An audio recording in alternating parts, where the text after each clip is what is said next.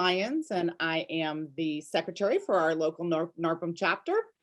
And we have been lucky enough today to have Jennifer Yost that's going to share all the information. She is currently in charge. She is the Community Development Project Manager in Manatee County. And she's completely in charge of the implementation. I can't imagine her job right now. I think it's hard to be a property manager, but she is in charge of implementing the $12 million of assistance that has been granted to Manatee County, and where it's going to go and how it's going to be distributed and all the processes and application and requirements. And she's gracious enough to spend some time with us this morning and let us know what actually the program is, and how the interesting thing is that landlords can play a bigger part than in the past. So we can actually help our tenants significantly, but I'm going to let her discuss that. She'll do her speaking, and if you want to add any questions for her as it's going into the chat button, she might be able to answer them as we go, or or she'll answer them at the end. So yes. This is Denise. Before she goes, I just want to first introduce myself, but also kind of give you a little idea of where we are. My name is Denise Thomas, and I am the Community Development Division Manager for the Redevelopment Economic Opportunity Department. Jennifer Yost works with me, and yes, she's very knowledgeable. We have been the ones who have dealt with the CARES Act funding last year, where we did 4 rounds of assistance for rental and mortgage assistance. And we pretty much did our best to spend all we could. And with that, we were also recipients of the U.S. Treasury funding, which is the $12 million that Jill just mentioned. One of the things that come with these programs is every program has different requirements and different regulations to follow. And with this one, it does target households at 80% and below that we are to serve with rental assistance. There was no mortgage assistance associated with it. But with it being a national program, the opportunity came within the regulations that we can work with landlords to work with their tenants to make sure that they are able to apply, to bring them current. The one goal we are trying to do is try to prevent homelessness or displacement of individuals during this period of time. So what this allowed us to do was bring you on as our partners so that we can reach those who need it the most, and we can get individuals who are being impacted by COVID, or indirectly or directly, the assistance they need to be able to stay housed where they are and be able to continue with some normalcy in their lifestyle. So Jennifer is going to share with you what we have been able to create and the avenue by which our landlord partners can come in and assist us with helping individuals. So in your mindset, you need to think about all the tenancy you may have that are delinquent, that have been impacted by COVID because of the delinquency, and how you can be a role in helping them to become current. Because one thing is, we can help them become current, it creates some stabilization in their life. So that's what this program is all about. We have 12 million. We do have a certain percentage we have to spend by a certain time this year, but we are approaching it from a whole different avenue than we did last year. We basically worked with tenants last year, but now we can bring you in as our partners. And there are some that may not be on this call, but we need you to tell them so that they can become a part of this partnership, so we can spend all that we can right here in Manatee County. So Jennifer, I'm gonna pass it on to you. Thank you. Thank you, Jill. Thank you, Denise. Thank you, Denise and Jill. Appreciate this opportunity to share this with you and how you can give your tenants some assistance and help them to become current. So I'm going to start sharing the screen, and I'm going to talk a little bit about the program itself, and then about the resources and how to actually use our Neighborly Portal, which is our online application system that landlords and tenants go into. So let's see. Let me share my screen. So you should be seeing the Manatee County website. Are you seeing that? Yes, thank you. Perfect. I just wanted to make sure before I go on. We do have a short URL to get to this so it's easier for everybody. It is mymanatee.org/rent-help. This would be very helpful because the actual link to it is, as you can see, is really, really long right here. So I'm going to type that in the chat so everybody has it.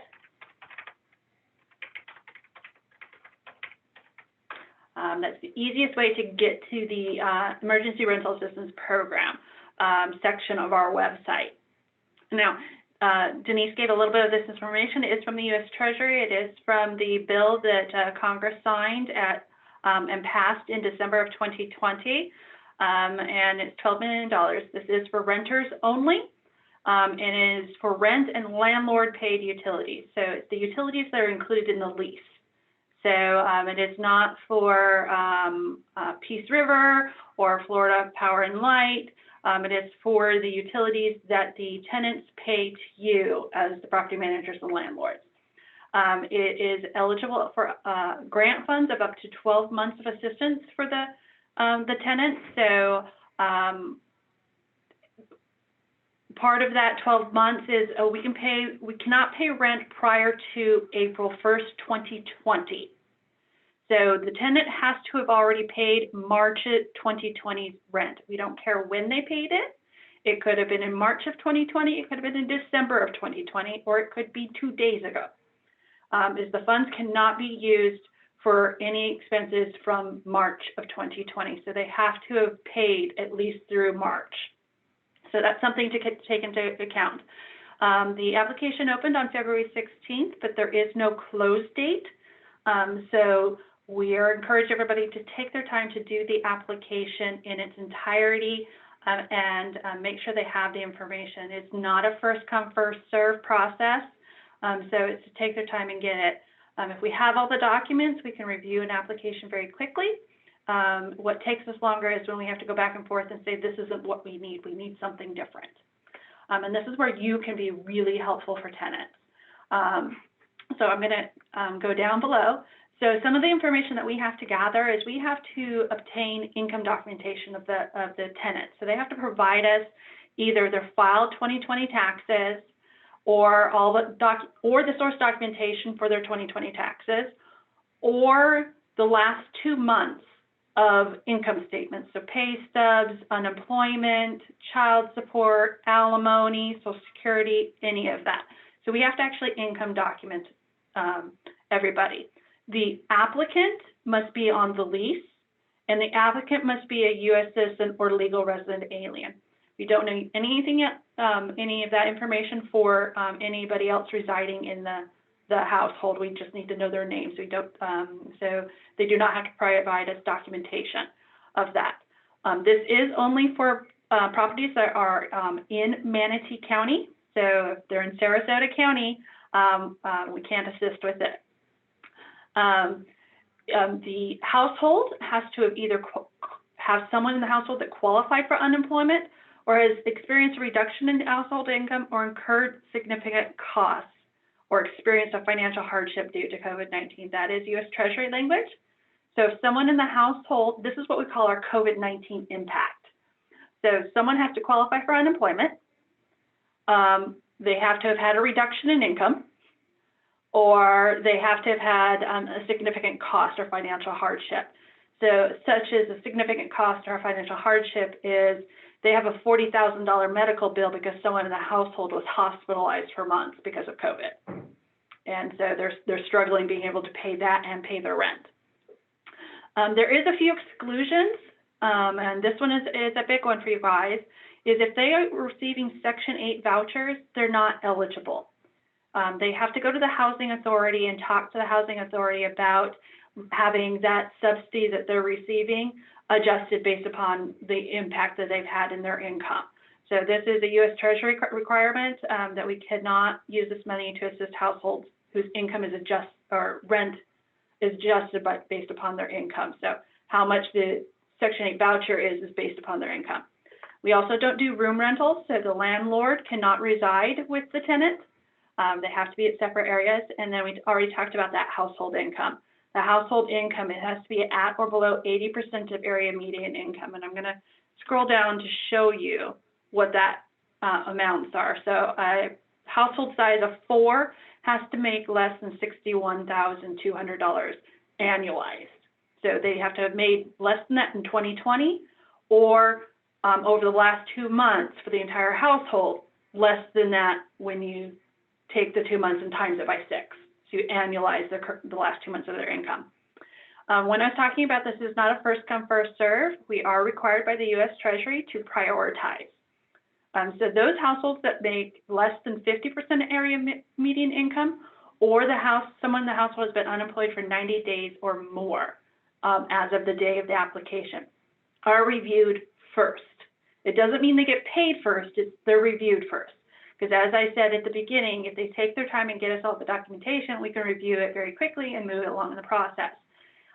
So if we review a 50% area median income and then have to go back because there's 3 or 4 documents that is too blurry, we can't read it, or it doesn't have the entire lease, then it takes time. So as I was saying, what was covered is up to 12 months of assistance, but no earlier than April 1st.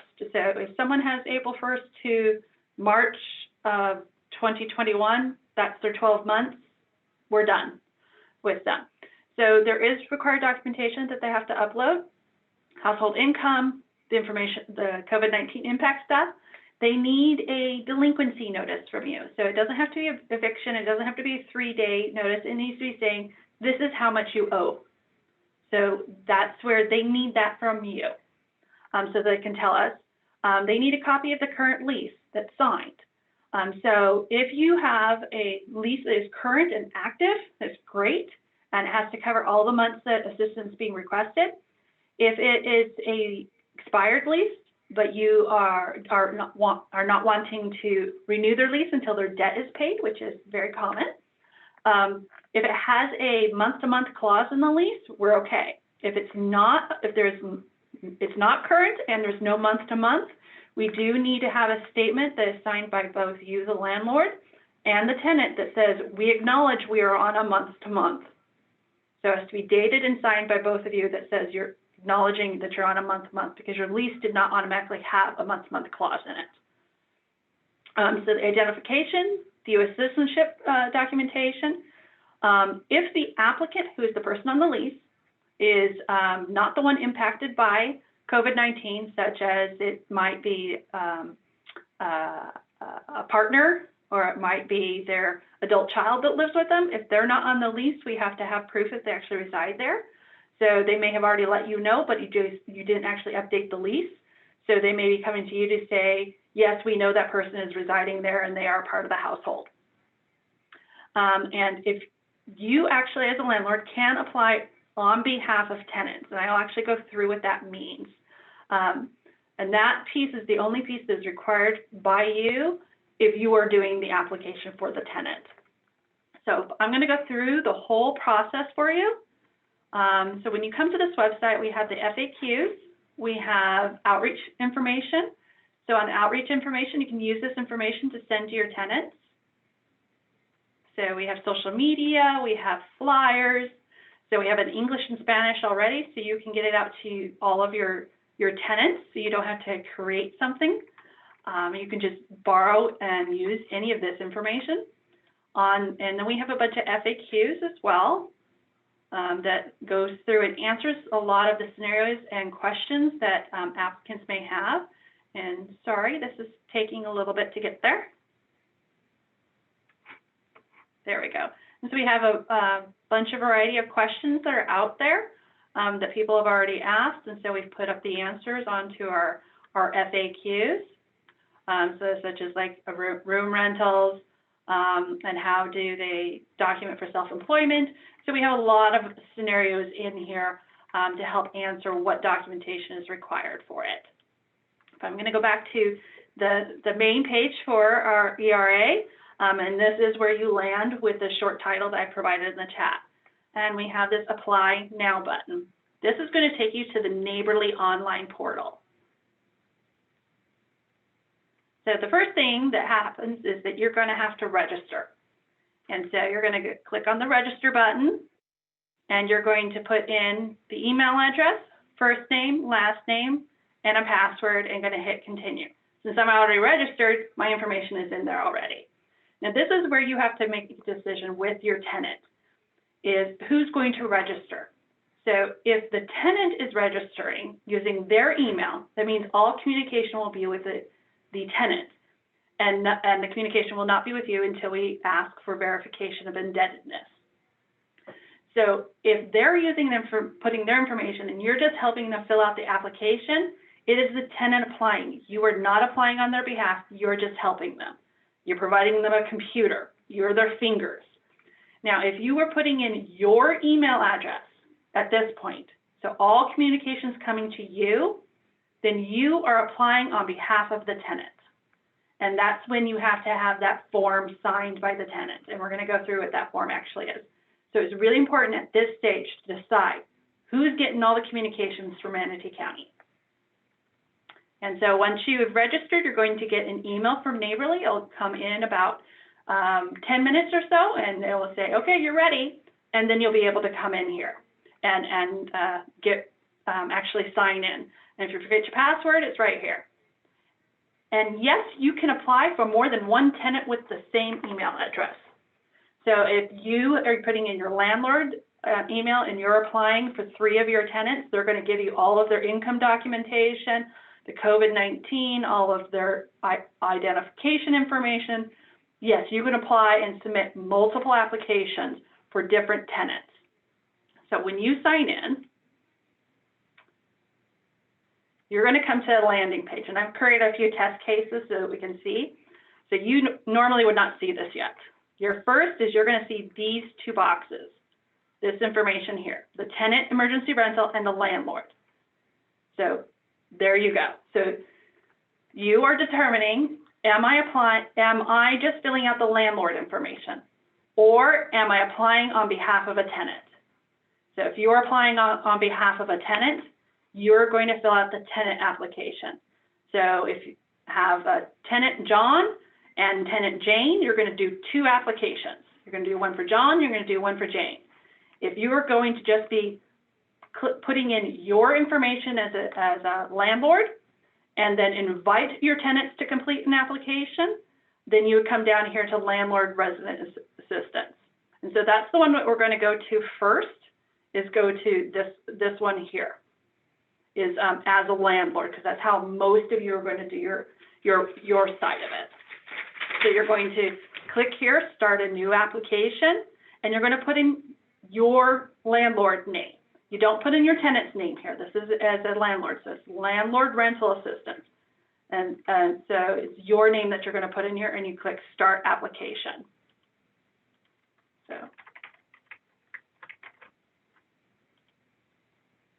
And it's going to bring you to the Landlord Portal. This is what we call the Landlord Portal.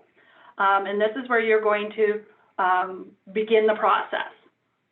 So you may also actually get an invitation email from Manatee County if your tenant has applied and we're now reaching out to you. I'm going to show you what that email looks like. This is what it's going to look like. It's going to say your tenant's name. It's going to give their case number, their address, the link to the portal, the W-9, link to the program guidelines, and a collection form. We're asking you how much do they owe and for what months, and we're going to go through that as well. So that you may choose to set up the your profile first, or you may wait until you get an email. If you get an email, you would type in this number right here, the neighborly case number for your tenant, and you put it here, and it starts to make the connection to them automatically. And this gives the rules. So it gives the eligibility criteria for the tenant, and we went over that already, and also gives eligibility criteria for you, which is agreeing to accept the approved amount on behalf of the tenant. You must confirm that the rent payment is not for a room rental. You confirm that is for Manatee County, Florida properties. You are confirming that is not the household is not receiving a monthly federal subsidy, which is Section 8, that you will provide us a W-9 for payment, and agree to repay Manatee County if a payment is made in error or the tenant is later determined to be ineligible, which means that the credit that you gave to them would be removed. They would now owe it for one reason or another. All of our correspondence is through email, so please check your spam and junk email folders. It's really important. Because we're reviewing so many cases, we really need to have that. So you can start the application by putting in someone's number or not. I'm going to do a not connection because I want to show you how you invite your tenants.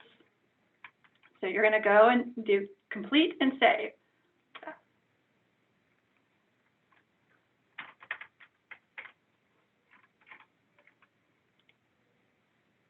There we go.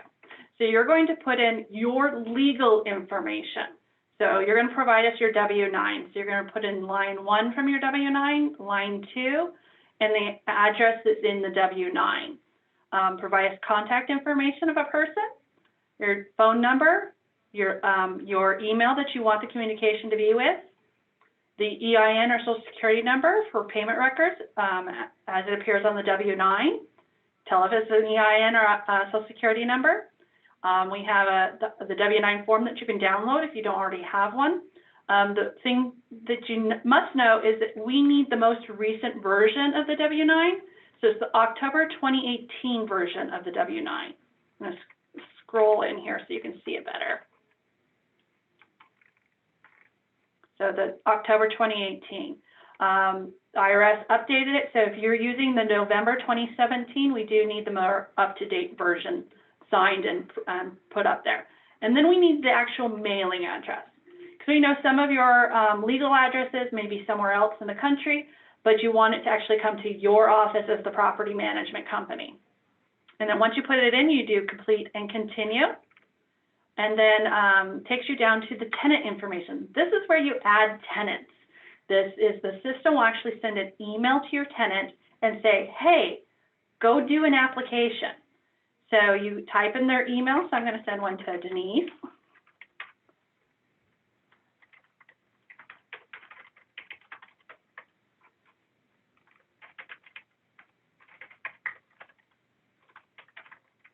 And put in the address.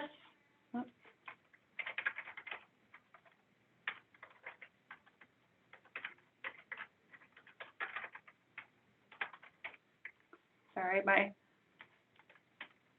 and then click here to save. It's always a good thing. Click save often. But you can add multiple tenants to this system. And it's thinking, sorry.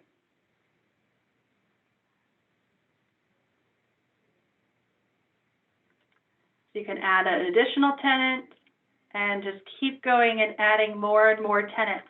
And what it is the system will actually send an email to your tenant saying, hey, go apply for this program.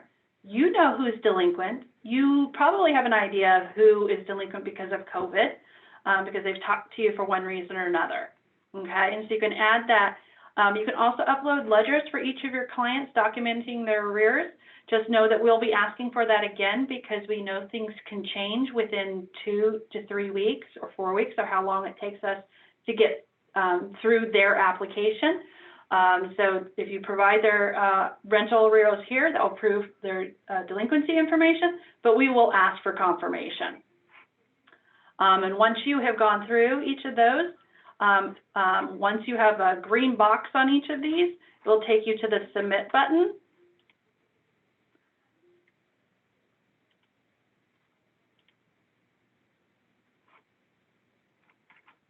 I don't think it's going to let me do this, so let me quickly add some information in here.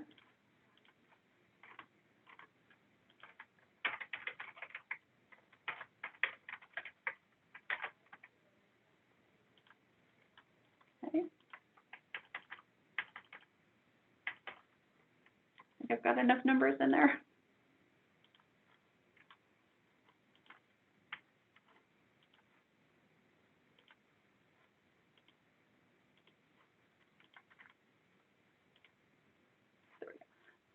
And then it takes you to the submit button where you are attesting to the information, so that you're authorized to submit this information on behalf of the landlord, and you understand that you are permitting the county to have this information, and that the documentation that we needed,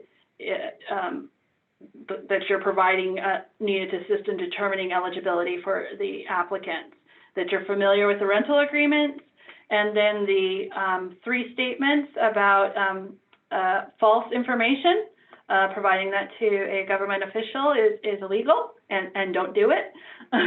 So once you've checked off each of those information, you're going to click here to sign electronically, and you just sign. And then complete and submit.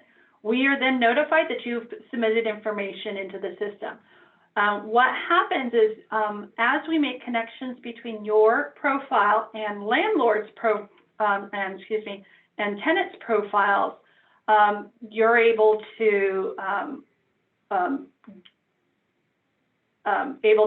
have all this information in one case, and we're not asking you for your W-9 multiple times. That's the big one. So you're providing it to us once. We have it. It doesn't matter if you have 1 tenant or 100 tenants that come through the program. We have that information to get you the payments immediately. And so what will happen is you will then get an email that says that confirms it's been submitted. And it's very simple. It just says that it's been submitted.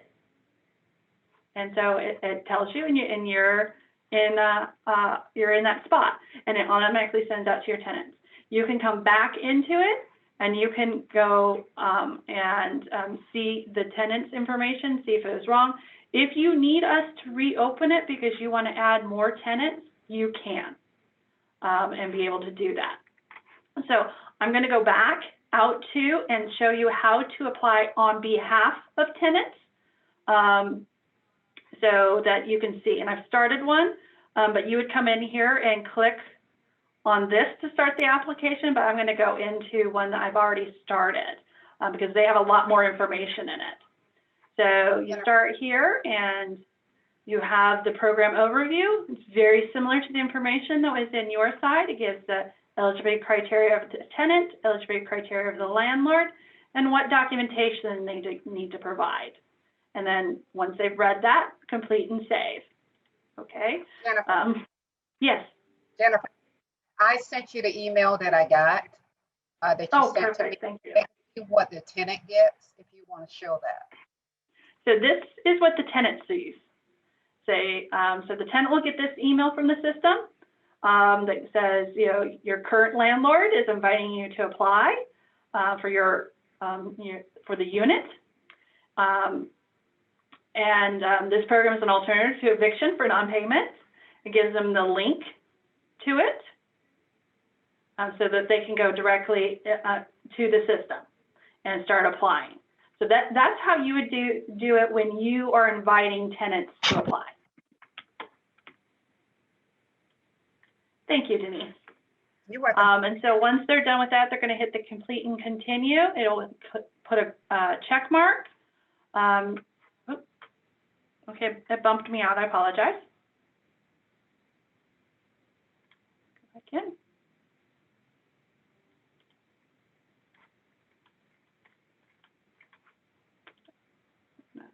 So in this section is where the applicant is going to put the information in. If you are applying on behalf of the tenant, this is where you are going to do something a little different. So before you submit, if you need to make a correction to information, you will come down to the bottom of each page and reopen that page, and you can add the information. Once you have submitted it to the county, you actually have to contact us because we are the only ones that can reopen a submitted application. Before it's submitted, you can reopen pages. But who is submitting the application?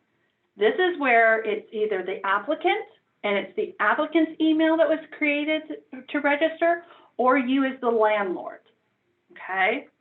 And so it's two choices for the landlord. You're applying on behalf, and all communication will be with the landlord, even the emails to get the required signatures from the tenant, or the landlord on all, most of the communication, except for when obtaining required signatures. So we'll go with the required signatures, that we'll go back and forth between you, the landlord, to obtain all the required documents. But when we're at the final stages of approval and need signatures from the tenant, we'll send them that email separately. So they're confirming that the applicant needs to confirm that the landlord does not reside with the tenant. Must confirm that there's only one application being submitted on behalf of the household. Excuse me. The number of people residing in the household, and then certifying whether or not the household is making below 50% area median income for their size. So in this case, I had 3 individuals. So are they making less than $34,450? Or if they're making in between 50 and 80, which is, there's the 50 and the 80, so $34,450 and 1 cent and $55,100. Or if they're over 80%. If they are over 80%, they are not eligible and they should just stop the application. But we're going to go with the under 30. The applicant confirms that at the time of submission of this application, that the applicant or the co-applicant are currently unemployed and have been unemployed for at least the last 90 days. So that 1 through 6 is not eligibility, it is criteria, that we're just asking the information. 7 through the remainder of these questions is eligibility questions. Is the applicant delinquent on rent? They need to be delinquent on rent. 1 month or 12 months, anywhere in between. Is the lease in the name of the applicant who resides at the property? Is the applicant a resident living in Manatee County or its municipalities? Is the rent paid up through March of 2020? So they have to have had March 2020 paid. Does the applicant or the COVID-19 impacted co-applicant have proof of qualifying for unemployment or proof of loss of reduction of employment income? Most people fit into one of those 2 categories. Is the applicant a U.S. citizen or legal resident alien? And then confirming that the household does not receive a monthly federal subsidy and rent is not adjusted according to changes in income. So that's that Section 8 voucher. Once they're done with that section, complete and continue. Okay. I'm having errors on my computer, but the next page, because every time I hit that, I apologize. I may have to restart. Oh.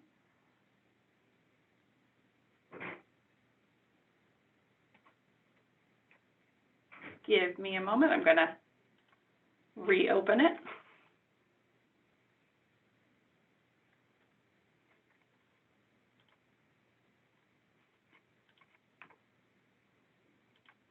So in the applicant information, you would input the applicant name and the last name. So that's the tenant's information. So if you're applying on their behalf, so you're using your email, you're going to put in their information and their address, phone. And this is the email between those 2 I was talking about, the landlord, is all communication, even required signatures, will go to the landlord, or landlord for all the communication except for required signatures. So if the tenant wants to get those communications about required signatures, their email goes here. So all other communications will be with you except for the required signatures. So that's why we have, this is the email used to obtain the required signatures. If they have emergency contact information, this is very helpful. Current employment status, so we do ask, are they currently employed? Are they been unemployed for 90 days or less, or unemployed for 90 days or more? We ask about their who is their employer at time of COVID, the date. We ask them to re-verify if they're renters and not owners. And then we ask if they've applied for other rental assistance. And if so, what's the status of that and who it was from. So here's the information of when we need a co-applicant. If the person on the lease is not the person impacted by COVID, then we have to have a co-applicant, and that co-applicant is the person in the household that was impacted by COVID. So that's important. So the co-applicant is not always going to be there as long as the applicant or the primary tenant is the one impacted by COVID. And so once they're finished with that information, then you go into the household member information. And you're going to list everybody in the household, even the children. This is grandparents living there, it's roommates, it's adult children, it's everybody living in the household, whether they're related or not. They put in the names of everybody, their birthdays, their social security numbers, and if they're employed or not. So if they're employed, currently, they put in their current employer information. They have to give us the demographics of what's the relationship to the household, self, spouse, child, other related member, or unrelated members. They give us their ethnicity, race, and their gender. If they are unemployed, they will click the click here if not employed, and then they won't enter that information. So in this case, we have 3 people in the household, and then we ask for the income verification of everybody in the household. So there's 3 forms of documentation that they can provide. They can provide us the filed 2020 IRS tax return. And it must be filed. If it is filed, we just need the tax return and the documentation that it's been filed. So it's usually an electronic email that they receive. If they have not filed their tax returns, they can give us their W-2s, their 1099s, all of that information for 2020, or the most recent 2 months of income statements. So if they apply in March, they give us January and February. If they apply in April, they're going to give us February and March. So you upload their documentation. If they don't have income, there's a certification of no income that they can upload. That does require a notary to sign it. If they cannot get a notary for one reason or another, that's okay. They can just upload that information unsigned, and we will work with them to do an electronic notarization signature. That's one of the required signatures. If someone over the age of 18 has no income, we have to either have a notarized certificate of no income, or we do a DocuSign certificate of no income. So either one is okay. If we do not deny for lack of having this notarized. And then anybody over under the age of 18 would have no income, so they wouldn't need to submit, put in information. But they do have to select the different sources. So I'm going to give you the types of sources. I'm going to reopen it so we can show. So if they're using their tax return, they're just going to pick the tax return, adjusted gross income, but there's alimony, child support, pay, investment income, other, pension, retirement, Social Security, unemployment. So the most common we see is unemployment, Social Security, no income, tax return, and gross pay. But there's all these potential others. We have to know their entire sources of income for the entire household, whether they're related or not. So if there's 3 families in a household that have done 3 different tax returns, we need 3 different tax returns uploaded. And again, it's about the filed tax return. Then we ask them about their COVID-19 impact. So we ask them if they've qualified for unemployment. If they've qualified for unemployment, we need nothing else other than their determination letter or their history log. That's it. That's the COVID-19 impact. If they have not qualified for unemployment, we need other documentation. So their proof of reduction of hours, a furlough letter plus proof that they worked there, a laid off letter plus the proof that they've worked there, which is a pay stub immediately before the letter. Termination letter, or the business is closed, and a pay stub listing the name of that they worked there. So if the business is closed, seeing a website that shows there's closed, newspaper ad that there's closed, any other type of documentation that can show that that's been closed, but we have to have proof that they worked there immediately before closure. If someone is self-employed, we ask them to provide us bank statements showing what their income was pre-COVID and what was their income during COVID. We also have the general question of, okay, if it doesn't fit one of those boxes, tell us your story. So what is the reason of your loss of income? So people can mark anything. So this side is about the applicant, and then we have the co-applicant. So as a reminder, if the applicant is not the one impacted by COVID, we have to have a co-applicant. Someone in the household has been impacted. And then we ask them information about how much is owed. So this number will match the delinquency or the rent due notice from you. It'll be a copy of the rental ledger if you don't want to do a full letter. They're going to give us your name, which is usually the name that they know you by. This is not necessarily the legal name. So it might be the apartment complex's name and not the legal name, which is on the W-9, which you provide us. They're going to provide us an email address. So, and sometimes they may put your name, actually your name, who is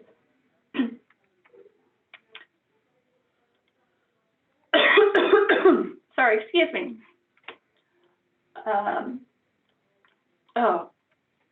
Apologize. So sometimes they actually may put the name of the property manager there and not the name of the complex. So we've had a few of those that it's going to be Jill's name rather than the property management company. It's going to say Jill, which does happen. But this is where you would help them. And if you're filling this out on their behalf, putting in your legal name is greatly appreciated because we have to update that with the legal information. And then we get to the required documents. So we have a copy of the lease. So this is really important of the lease. Most of the applicants are going to give us the first few pages of the lease.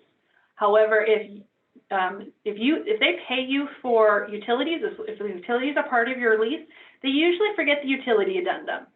So we need that full 90-page lease with all the addendums on it.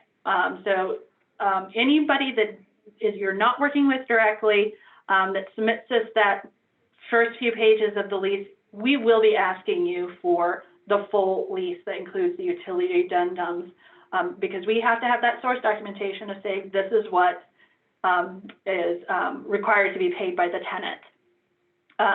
We ask for the documentation of the COVID-19 impact, documentation of household income, the evidence of delinquency, so that could be a rental ledger, it could be a 3-day notice, it could be a past due notice, it could be an email that you sent to them that has your information, your contact information, their information, and how much they owe.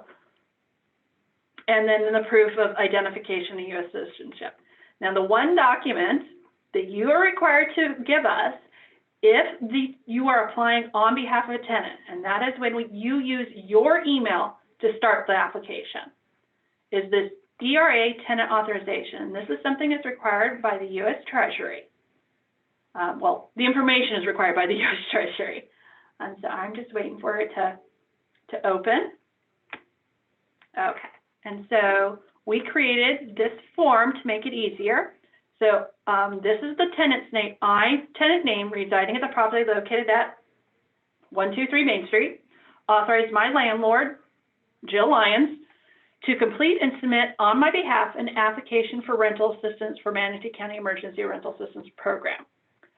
I, as the tenant, must initial one of these. I'm authorizing Manatee County to have all communication go through the landlord, who will obtain any required signatures from me and other household members as needed. So that's that one question that we asked in the application, or all communication except for the communication about required signatures, and that we provided them. They are completing and signing every of the disclosure statements that we have in the application, and they're signing it. This signature is required. It can be an electronic signature or it can be a hard copy signature. It doesn't matter how you get it from them, but we have to have a signed, and you have to provide them a copy of the application. So I certify that I have been provided a copy of the entire application and have reviewed it for completeness and accuracy. they must be provided a copy of the application. So at the end of this is printing the application for them to have. They must have a copy of it. So you see this print button here on the application? That's where you print it and give it to them. You can give it electronically or hard copy, but you must provide it to them. And have this form signed that they say they have received it. That is required by the U.S. Treasury. We cannot change that. So once all that documentation is uploaded, if you make a mistake and submit an application and forget to have the ERA Tenant Authorization form, we will ask you for it before we move forward with reviewing the application. So we will not automatically deny the application if this is forgotten for one reason or another. So it's definitely get it, but if you forget, we will connect with you to get it from them. So once the required documentation is uploaded, then you go to the disclosure statement, as I know, so where the tenant is acknowledging that they're providing Social Security numbers and that we are using this for verification of information.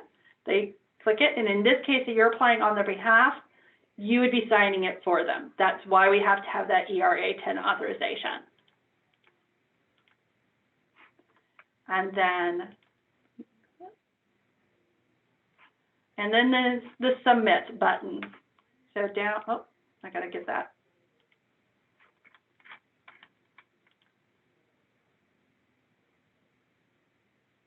So can't get to the submit until you've clicked everything. Okay, so once an application is submitted, it can only be opened by administrators. So if after submitting, if something needs to be, if you need to go back in because, oh my gosh, I combined 2 of my tenants into one application. If you need us to reopen it, you would contact us and we would reopen it.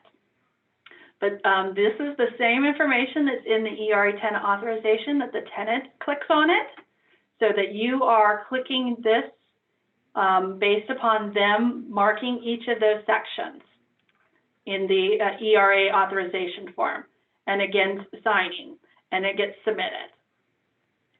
And I do this, sign, and then make sure to hit the complete and submit.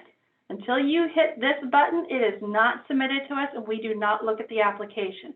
It's considered still in progress, and we do not see it. We do not get notified that the application will be submitted. So make sure that this button is submitted. So if you're working with tenants, is to remind them to make sure to click that. If you're submitting on their behalf, make sure you click it, because we do not get the email notification from Neighborly until that is actually hit. Okay. And then you're done. And so if for some reason you need to have it reopened, the system shows you what the phone number and email is to contact us. This phone number goes to our ERA housing team's main line. Any of the people that that answer the phone can reopen the application for you. You just say, I hit the submit button too soon, I need it reopened. And you just need to tell them what the ID number is. And so the ID number is right here. The case ID for the tenant is very important to have. That's the one that we deal with. I'm gonna zoom in so people can see it a little better. It's right here. It's also on the application if you print it. So it prints it to a PDF. It's right here at the top, and it prints the entire application. So before you hit the submit button and need to upload that ERA Tenant Authorization, you want to print this entire application for the tenant to have. So if you're submitting on their behalf, if you were just helping them fill out the application and you're their fingers and it's going to their email and they're going to click that final button on submit, the tenant has applied and all of our communication will be with them. So it's about how you want to do it, but you have to collect all the information from them if you are applying on their behalf. I know that's a lot of info. So I did want to show you what the collection form is. This is the form that you will be getting from us at any stage on any application. So whether or not you apply on behalf of the tenant or the tenant applies themselves, this is our collection form. For those of you that participate in the Housing Assistance Program from 2020, it's similar, but not exactly. So we have the tenant's information, their address, and their case ID. So you can always refer to their case ID. We give information about the program with no more than 12 months of total assistance and can pay for no expenditures prior to April 1st of 2020. You are agreeing to accept the approved amount on behalf of the tenant. You're confirming that the property is in Manatee County. You're confirming it's not a room rental. The household does not receive a monthly federal subsidy, so housing choice voucher, Section 8 voucher. You're going to provide us a W-9. If you have already provided a W-9 because you've gone into the system, you do not have to provide us a second one. And you agree to repay if it's made in error or the applicant is determined ineligible through an audit review. And then we ask you what's owed. So you're going to give us the mailing address. You're going to tell us what is owed for the current month. So we do pay with a housing assistance program. We would not pay for the current month. We would only pay arrears. We are authorized to pay the current month and one additional month. So that's the one thing I want to go back up here and read for you. So the program provides assistance. Zoom in. The program provides assistance for delinquent rent as of April 1st, 2020, current month rent, and up to 1 month of prospective rent. So right now, arrears is February back. February is also the current month because we're in the middle of February. March is the prospective month. When we hit March, March will be the current month, and April will be the prospective month. Okay. So we do get authorizations to release information from the tenant to talk to the landlord. If you do need that before you can provide us the collection information, we will provide it. We're not providing with the collection form only if it's requested. So if you need that, please make sure to request it from us and we'll provide it to you. But you fill this out, you're going to put the current month, the rent that is due, utilities and late fees. So like right now, we'd have late fees. If we were March 1st, there'd be no late fees. And then your arrears months. So utilities fees, that's where you're going to include all the utilities that that they owe you. So it could include water, sewer, trash, pest control, recycling, anything that's in the lease. Now, if you have made an outside agreement with the tenant that they're supposed to pay you for something else and it's not in the lease, that is not an eligible expense. It must be in the lease. So you're going to send this back to us. You can email it back to the email that you got, or you can fax it to us, whichever works best for you, and that will start our process. We will finalize the invoice, and we'll send that to you through DocuSign for you to sign electronically, verifying that the information is correct and that is what is owed. And then it will go to get paid. That's a lot of info. Thank you so much, Jennifer. You guys have thought of everything, I tell you. Well, the big thing that's different between this program and last year's program is that current rent and that one prospective rent. So if someone's applying right now and we're sending this to you in February, we will pay March as well. And even though we know March is not yet due, it's to help to stabilize. Jennifer, there's a question in the chat, and the question is, can we apply for more than one tenant with the same email address? Yes, so yes, you can. So you as the landlord. Right, as the landlord. So you see that I have this one that I created for Manatee test is the applicant. I'm going to create a new application, and I'm going to use your name. So when you're applying as a tenant, you're going to use the tenant's name. When you're applying as a landlord, use your name. I can start another application. And so, yes, you can submit 100 separate applications on behalf of your tenants using your single email that you registered under. But that means you get all the communication for all 100 members, tenants. So that's where you have to make a determination. Do I want to try and encourage my tenants to do their own application and only have 1 or 2 of them that I will apply on behalf because they are just not tech savvy at all, and I've always had to hold their hand on everything that we do. Or if it is going to be much more beneficial for you to collect all the information from them and submit the application yourself. Based on our previous application cycle with the CARES, it is to your advantage if you're submitting on behalf of your tenants, because you will ensure that they get whatever is needed, if something you're liking, and that way you ensure that the application keep moving forward. Sometimes we would send tasks to the tenants and they would not respond.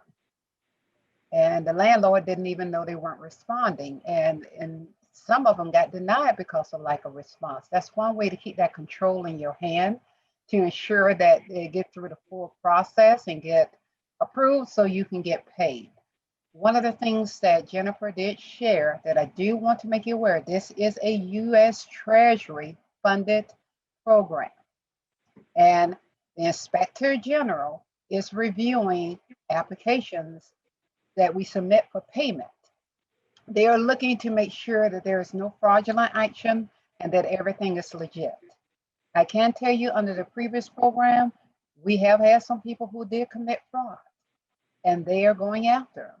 So we need the tenant to make sure they give you correct information and clear information because they will check. So we just want to make sure that everything that is given, and the hard part about it is when your tenant don't give correct information or fraudulent information, it impacts the landlord in the end, and we don't want that to happen. We want to get it through. We want to spend the money. We want to help your tenants. Are there any questions that anyone have? There is a question in the chat. If a tenant submits all documentation properly and they are approved, how soon will the landlord receive payment?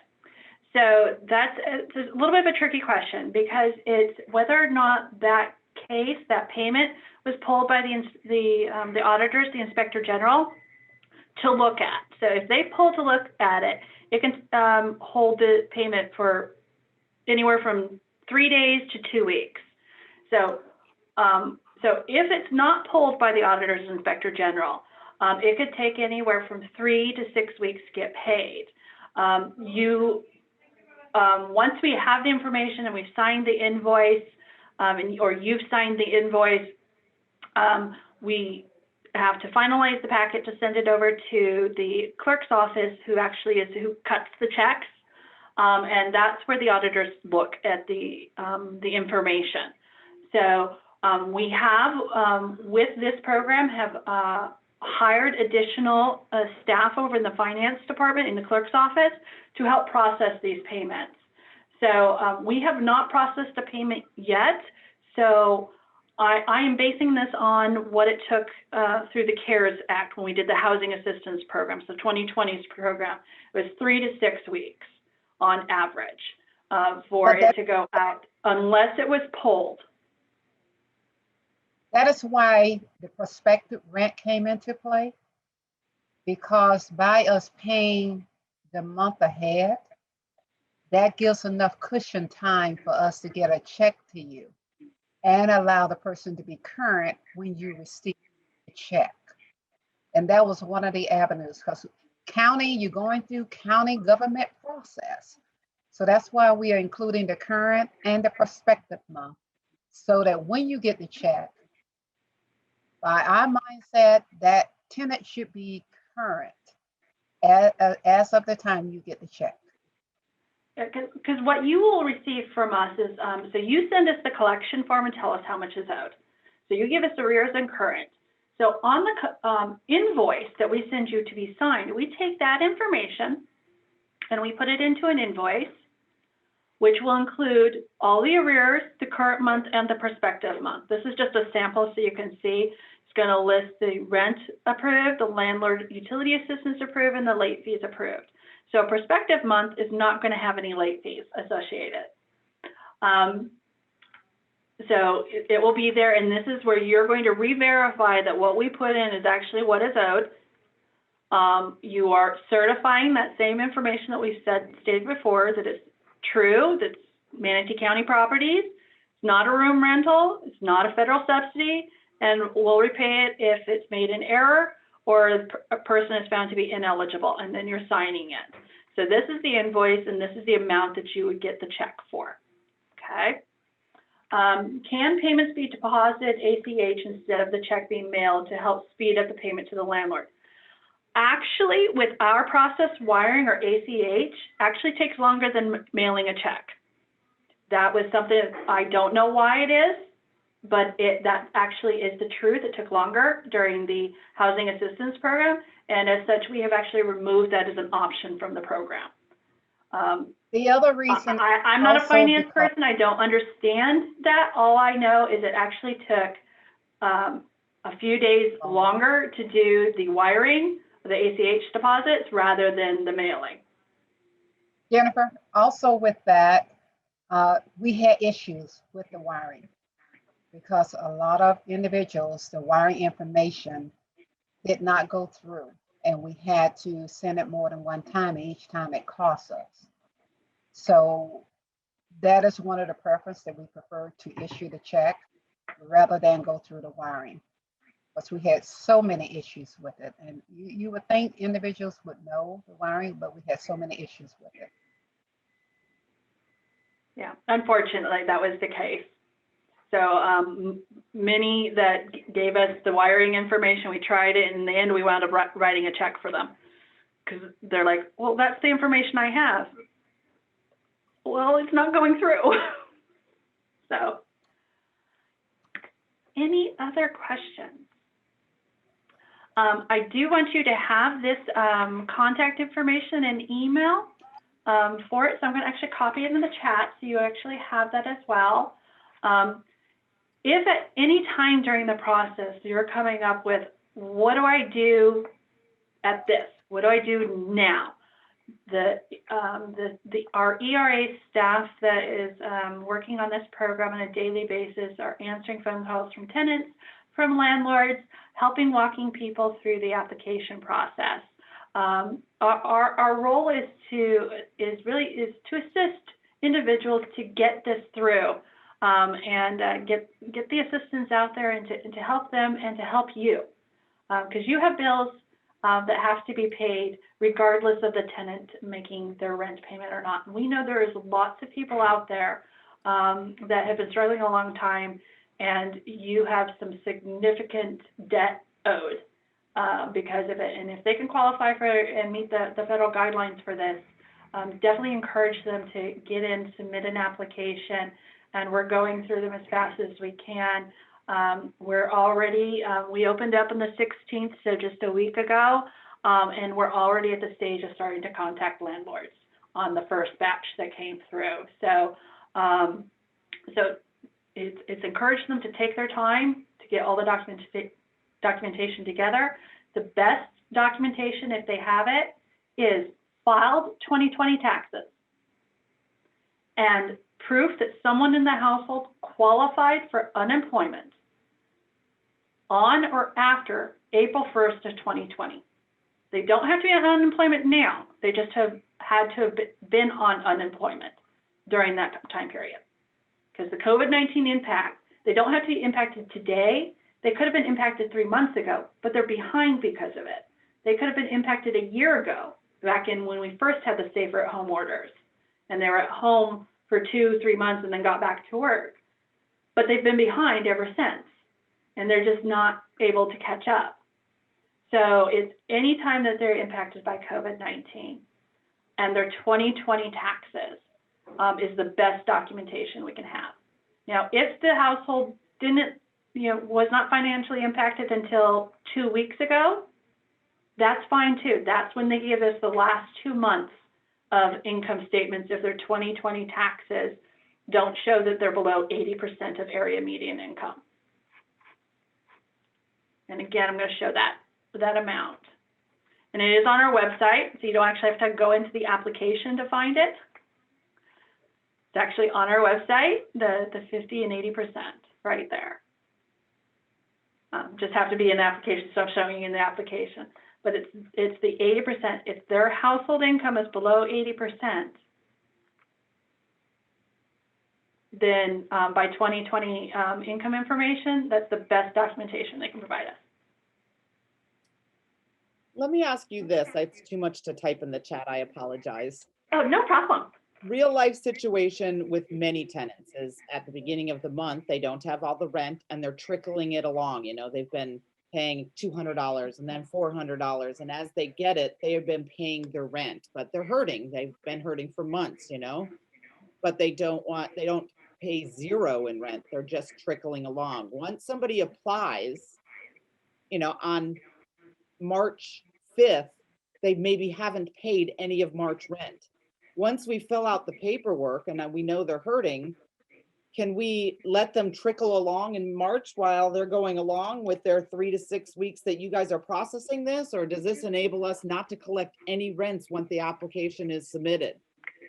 Oh, no, that is exactly why we couldn't send the collection form. So after we go through the determination of eligibility, we send you a collection form because we know there are those that are paying a little bit here, a little bit there, a little bit there. We send you the collection form to recertify and say, this is actually now what they owe. So because depending on how fast we get through the application, were they one of the prioritized population and therefore are being reviewed first for that week, or are they in the second group? So that's why we send out the collection form after the application has been submitted, because we know things change. They're telling you, I'm late right now, and I'm late by a month. When we get the collection form, they may only owe half of their rent at that time, and that's okay. Jennifer, so it's not an all or nothing. Can I add to that? Keep in mind, when we receive that collection form, that is what we are basing the payment off of. So that needs to be correct. If they, whatever you're going to apply, go ahead and apply. Also keep in mind if it's arrears, and say back in December, they only pay half. In January, they only pay half. Each of those months are part of the 12-month maximum. So if you put December that they pay half, November they pay half, and they still have a balance for those months, each of those months will count toward the 12 months. So you really need to look at where you're applying those payments. If you apply them under your arrearage to bring them current, like up to November, and then have November, December with no payments, then we're going to pay the full amount. But it's how you disclose it on the collection form. It's how we're going to base the payment that we're going to request, and how we're going to count the 12 months that's allowed under this program. Does that make it clear? It does. If you send out that collection form at the end of the month, they might have paid that whole month, but they really could use just 1 month's help would get them from suffering and the concern would be, right, but keep in mind, this is a federal program. So if we pay for a month and they have paid for a month, that's a duplicate benefit. That means they have paid and we have paid out money that wasn't needed. You got to be very careful because this is a federal program. Okay. The objective is when we pay, those balances are the balances that are due. Once they are paid, we will bring them current. Okay. So I wouldn't complicate it with that because, like I said, we have the Inspector General involved, and you want to be sure whatever you disclose, that is what is needed to be paid, and not something that has already been paid. Now you got to look at what you're going to do with this extra money that you have. Right. So because of this prospective month component, the tenant is getting notified of how much we're paying. So when you give us the collection form and say it's $5,000, okay, for the last 5 months, or last 4 months and next month.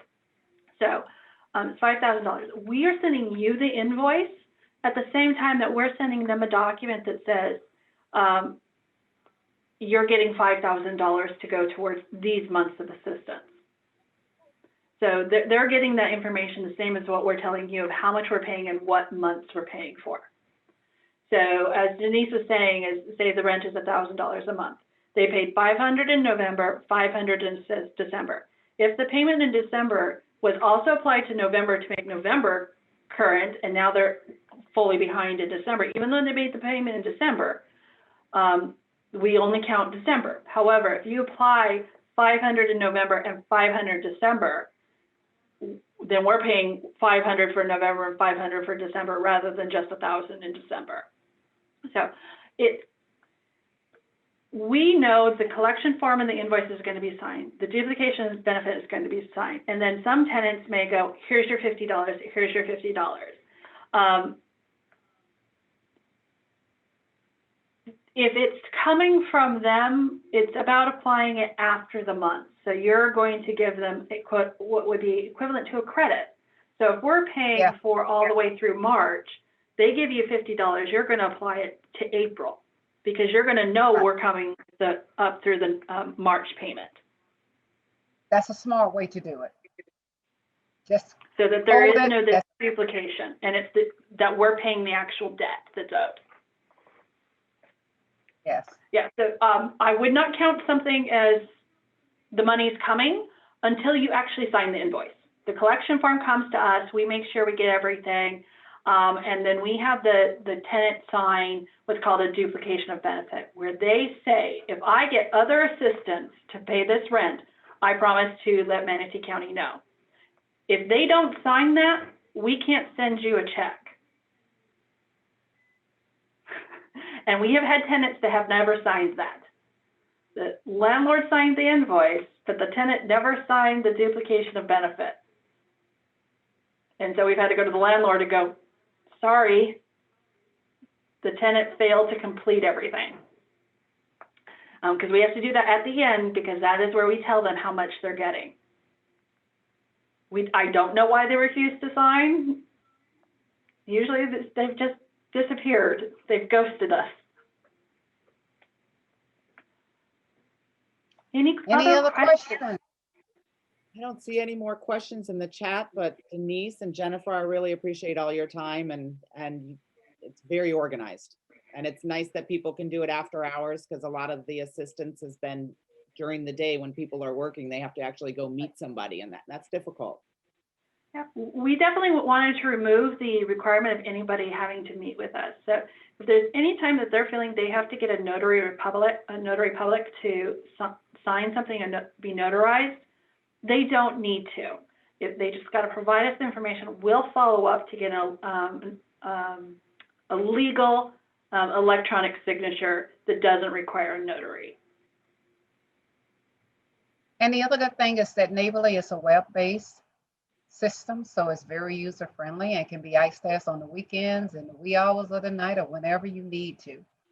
So our main objective is to get the word out and get individuals to apply who need it.